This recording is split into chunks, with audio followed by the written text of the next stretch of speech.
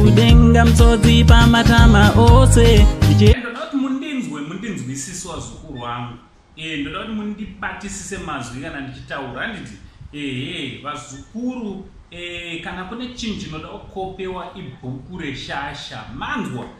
Usakope bhuku redofo muzukuru because upenyu hwako ukaonenge uri ngori wokufoira ukangwa munhu wekukopera dofo chete ka upenyu hwako hwese unenge uri wongofoira chete muzukuru wazvinzwa. Unokopawo bhuku reshasha so right ndine shasha dzandauya nadzo dzandoda kuratidza handiti so chiteerera kana ungosati wasubscribe pathis channel subscribe turn on your notification bell kuitira pega pega patino upload a video you'll be notified handiti so vazukuru pfuma kana kuti pfuma yekwakadungure yekwagenius kadungure akazosvika payakazodistributiwa handiti ndo anga asina kusaina will handiti. But the family finally agreed that no, let's distribute his assets, his estate, according to this unsigned will. Okay, so this is how they distributed the assets, or yes, his estate.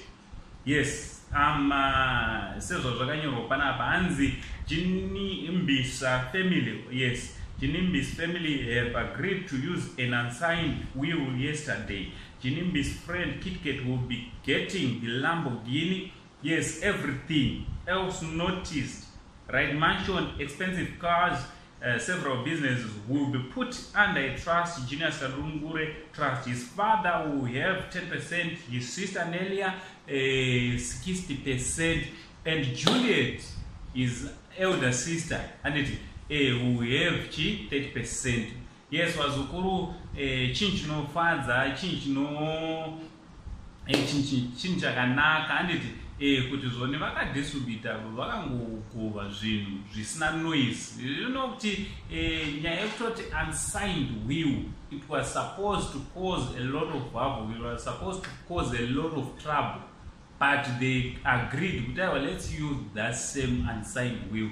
And zvinofadza vazukuru because takaonawo Zodwa, Zodwa, his ex-wife, she was there, and akabva up to Iowa. She's going to assist the Kadungure family kuma business kwande sepa kuziva kwenyu Zodwa anozovawo nyaya dzemabusiness aBoss G. Chinova chinhu chakanaka.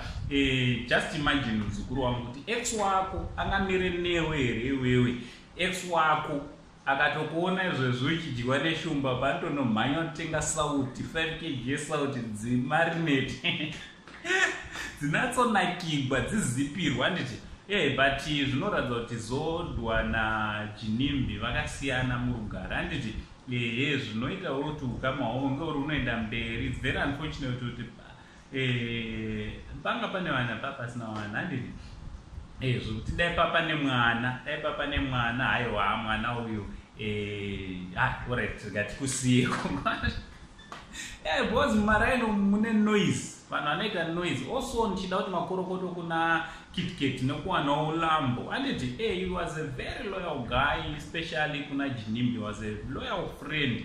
Jinimbi he was a loyal kuna KitKat nekuti haana kurasa shamwari yake kuti kwatakabva mumashure ipapa futi ngatinge tinoriyarifa tese tichienda mberi.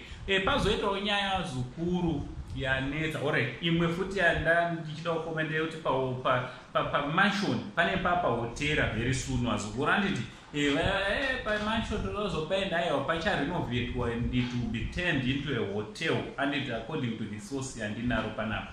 Also alright, totaura futi nyaya Rimu arunza ane zvimwe zvaari kuita zvinoitwa naRimu. Hanzi pane deals aitwawo naBoss G, mariwo dzimwe dzanga dzakasara kupfumi uko nekoko. Rimu hanzi ari kuenda achinokolekta asingasvitse kwazviri kufanira kusvika. I don't know how far true it is. Inyaya iri kucirculate mumastreets esocial media. So hamene kuti munoiona sei vazukuru. Also pakauya mhuri kwaAlisha, that Mozambican girl, kuti vazotora chitunhu aende nacho kuMozambique. Pakaita complain yekuti Rimu anenge akazotiza ambopromisa kuti no vachauya nemari yekuti vanga vari vanoasista family yakuti inge rinotora chitunhu vaende nacho Mozambique. Rimo data paangaotsvagwa anzi nefoni yanga asingachatobata. So I don't know kuti Rimo zvakatisona naye here semunyama kana kuti chii kana zvinhu zvaari kutoita. Imimi ndimunozwa vazukuru totaura namakomenti. Ndochandangoti ndiri kuvigira vazukuru kuitira kuti musanyanyosara vazukuru. Usati wasubscribe ibvo wasubscribe because panapa ndo pachannel patinopa nyaya dzachona dzese dzichipisa, nyaya dzachona padzinenge dzanguva yatova kugamuchidzai. Na Uncle Saint, the only Zimbabwean uncle, chibva tati chi much love.